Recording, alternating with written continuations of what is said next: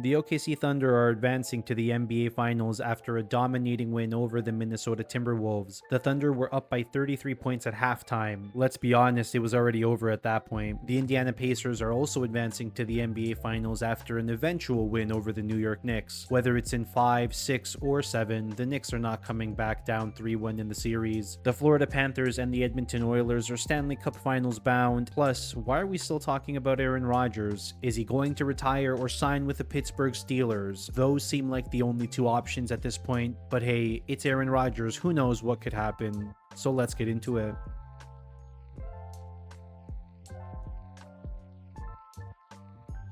Yup, there were a lot of labels being thrown around Shea. He's a free throw merchant, he's always foul baiting, and you can't touch him. Be that as it may, he has undoubtedly shown why he is the MVP. Jada played like a second star should, and Chet Holmgren shined all series long, and certainly outplayed Rudy Gobert. It wasn't just those three, the entire team played great in every game except for the Game 3 blowout. The Minnesota Timberwolves continue their finals drought, making it 36 years and counting. By halftime, the writing was on the wall. Not only were the Thunder leading by 33 points, but Minnesota was shooting 26% at halftime. Garbage time started at 6 minutes left in the fourth quarter when the Thunder pulled their starters off the floor. Shea and the Minnesota starters were already on the bench before then. This game was already over before it really got started. The series felt a little disappointing. The way the sports media hyped up this matchup made it seem like it was going to be Spurs versus Warriors, the two perennial contenders of the 2010s. Instead, it felt like you were in 4th grade and got a wedgie from the school bully. The Timberwolves got outclassed, outplayed, and at times it was even uncomfortable to watch. What stands out about the Timberwolves this series? Nothing. Absolutely nothing.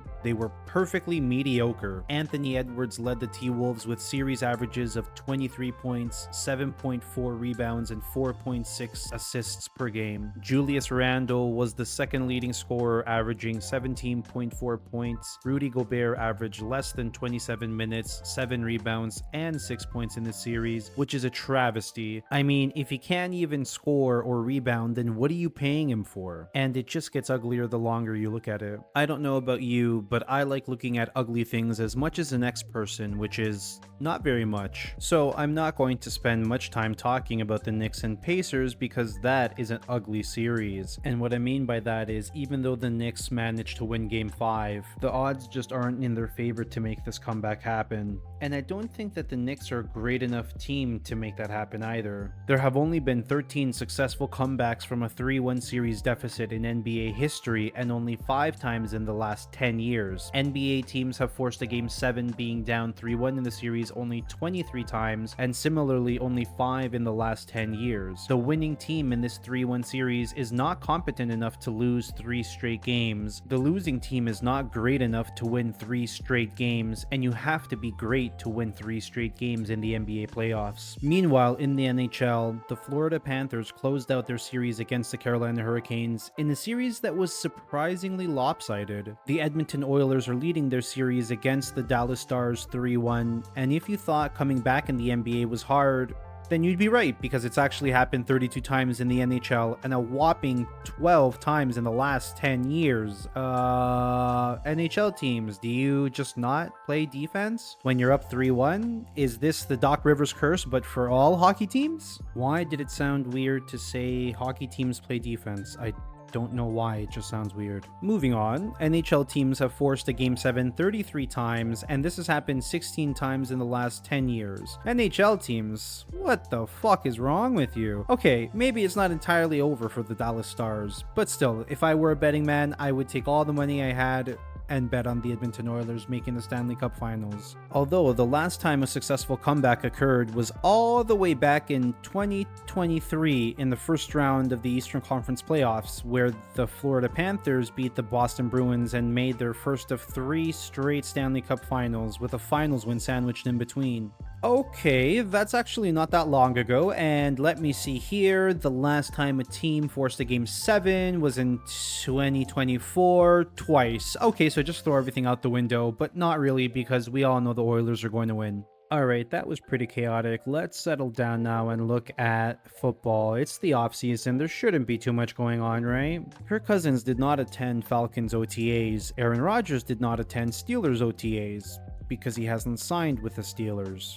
Or any team for that matter. Why does everyone keep talking about Aaron Rodgers? I don't know. Oh, right.